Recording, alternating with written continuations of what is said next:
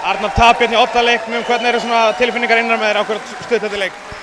Þetta er rosalega sárt. Ég vil byrja bara að óska íringum til hamingju, þeir eru vel að þessu komnir. Þeir fundu grúfið sitt á réttum tíma. Til hamingju til þeirra og okkur finnst það hrikalega sárt samt sem áður. Þetta var ekki það sem við ætluðum okkur í vetur. Þessi Oddaleikur hérna, þeir eru vel elda allan leikinn og of seint og lítið inn í lokin. Já, varnarleikurinn í upphafi var ekki nægilega góður og því fór sem fór. Eins og segir að hann mikilvægt í ætluðu ykkur mikið meira að þú sagðir það sjálfur fyrir tímabil þess að þetta press og sjálfvíkur þannig að þetta hljóta að vera gríðarleg vonbrigði. Já, þetta er rosalega sárt og við ætluðum okkur meira í vetur en þetta og þetta er bara skelfilegt. Hvað heldur þetta, segir þetta að svíða mikið, hvernig heldur það svona mentality sé í liðinu eftir svona mikil vonbrigði?